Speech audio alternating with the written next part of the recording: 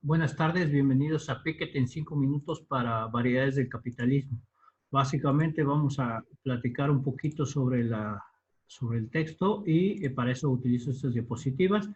Eh, el concepto es nuevo institucionalismo, variedades del capitalismo y el texto de Piketty. Básicamente el autor lo que quiere es hablar del ingreso y la distribución de la riqueza en los últimos 200 años.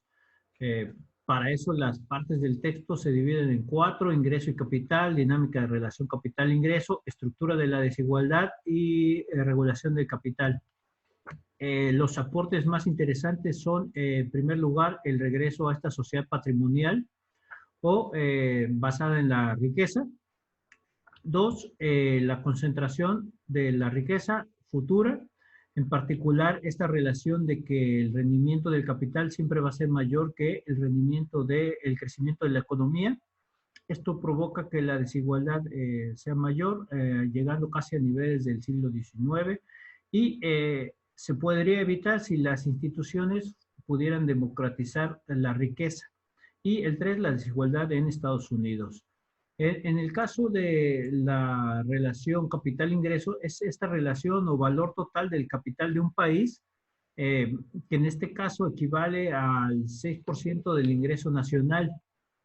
Esto puede variar si el crecimiento de la economía es más alta.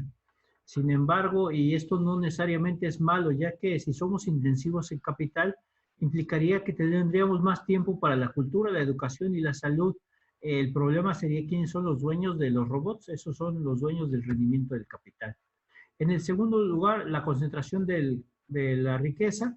Básicamente es en Europa el 10% más rico tiene el 90% de la riqueza.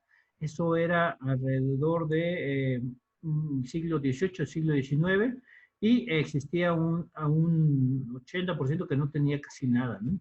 En la actualidad no es tan extremo la concentración de la riqueza, sin embargo sigue siendo muy alta. El 10% más rico tiene el 60 o el 70% de la riqueza, el 1% tiene entre el 20 y el 30.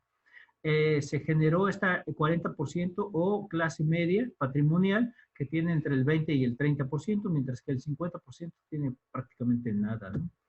Ahora, podemos ver la relación o cómo desde la antigüedad el crecimiento del rendimiento del capital ha sido muy alto, mientras que el crecimiento de la economía nunca ha sido mayor.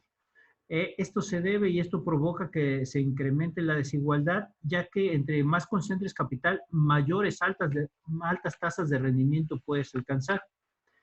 En cambio, en Estados Unidos la desigualdad es diferente en el sentido de que la desigualdad no se debe a las herencias, sino también se debe al mérito, ya que hay muchos empresarios o muchos administradores que tienen muy buenos ingresos debido según al mérito.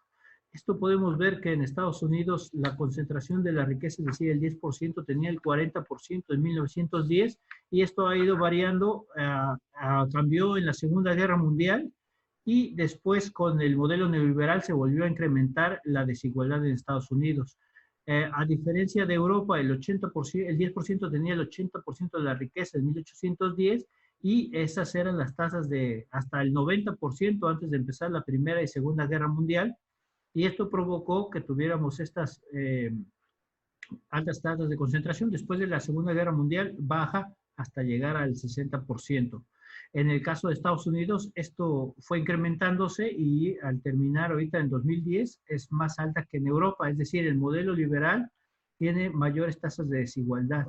En Estados Unidos decíamos que justamente la educación y la productividad puede provocar desigualdad. Sin embargo, el autor no considera que esto necesariamente sea cierto. Con Hall y Sosky vemos que las economías liberales tienen mayores tasas de desigualdad, mientras que las coordinadas tienen menores tasas de desigualdad. Bueno, el autor propone una tasa impositiva a nivel global que pudiera reducir estos índices de desigualdad. Básicamente eso sería el resumen. Muchas gracias.